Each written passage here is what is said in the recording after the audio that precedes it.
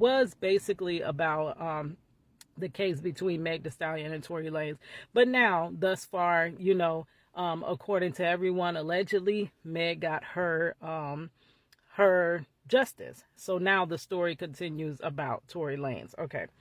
So now when I woke up this morning, I just kept seeing all the YouTubers and everyone commenting about how Tory Lanez broke his silence and now he's gonna speak.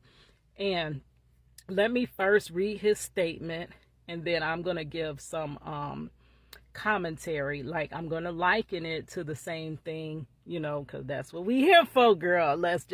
I want my husband home, like, for real. I feels for you, Tory, but I wants my husband home. So I'm going to read Tory's statement, and then I'm going to get into some commentary, and then we're going to go and get in this part, girl, so we can see what Million Land is about for real. So here it reads, I have never let a hard time intimidate me. I would never let no jail time eliminate me. Oh, he rhyming. Okay, I get it. That's a rap. I have never let a hard time intimidate me. I never let a jail time eliminate me. Yeah, I see it. Okay. Girl, I'm dropping the thing. Okay. Anyways. I have never let a hard time intimidate me. I will never let no jail time eliminate me. Regardless of how they try to spin my words, I have always maintained my innocence, and I always will. This week in court, I took responsibility for all the verbal and intimate moments that I shared with the parties involved. That's it. In no way, shape, or form was I apologizing for the charges I'm being wrongfully convicted of. I remain on the stance that I refuse to apologize for something for something that I did not do. Then he follows up with, see you soon. Okay, so everybody is like saying basically like, oh my gosh, she's been convicted, and he still will not just admit it. He still will not be like, okay, my bad, I got drunk and this and this and that. Okay, so that is coming from stances of people that really don't know the system, right?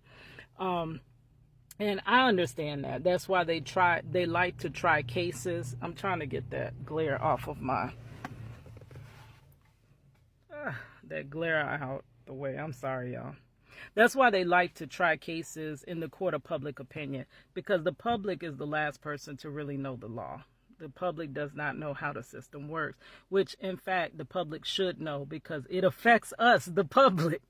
So it's almost like we like to be spectators in this court system and justice system. But when the spectacle starts, they have to select somebody from society, right? Somebody from society has to sit in that place and be the spectacle, right? So as long as we're on the outside cheering, yeah, he's guilty, and yeah, he got this much time, it's fine and dandy.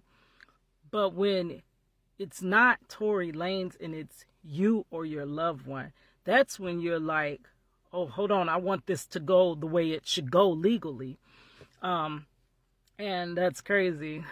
I don't know, but that's why they like to try people in the court of opinion. I'm not making a judgment on Tory Lanez's case, because I'm not saying he's innocent, or I'm not saying he's guilty, because I just don't know enough of that story.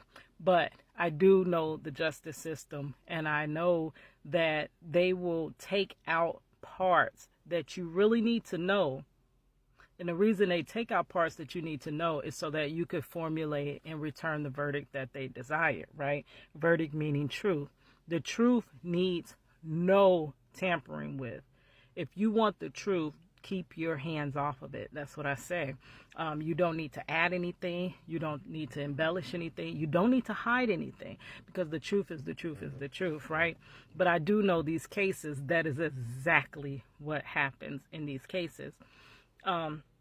So he just got sentenced, right? So his case is a little bit confusing to me, because He got convicted, right? So he must have opted for a sentencing date. I remember when me and my husband back in 2002, I've been riding by my husband's side for 21 years fighting his wrongful conviction, right? So I'm remembering way back to 2002. Once he was wrongfully convicted, the judge, actually before he was even convicted, the last recess, when I promise you, I thought me and my husband were going home because they were lying. They didn't have no evidence. They were caught in lies. It was so much going on. I'm like, yeah, when this is over, we going home. So we were good. And the lawyer's like, do you want to be sentenced today or do you want a sentencing day? And we're like, we don't know. Like nobody, we didn't know anything. He was 19. My husband was 19. I was 20. So we didn't know this law. We know the law now. We know this system now, and best believe you should learn it, and you need to teach your boys at least. We need to teach our whole generation this system, but you at least need to teach your boys this system, how this system actually works.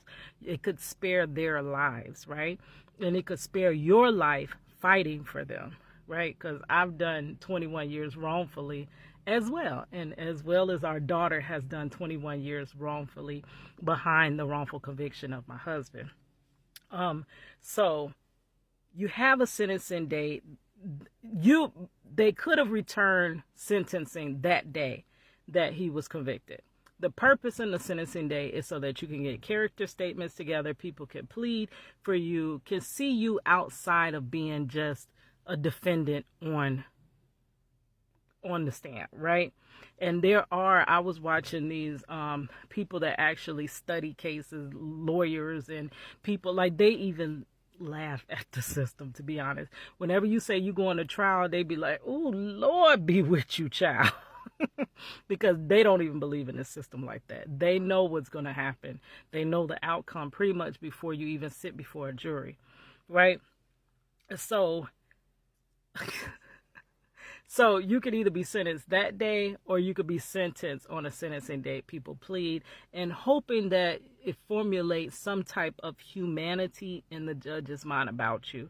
And the judge deals with you more so like a human being rather than a statistic or a defendant. That's what the purpose in that is. So before now in my husband's case, once my husband had his sentencing date, then that's when we went into appeal process, trying to appeal. But girl, you can't appeal without a dime in your bank. It takes money. I don't care if you rightfully convicted or wrongfully convicted. You can't do nothing in this system without money.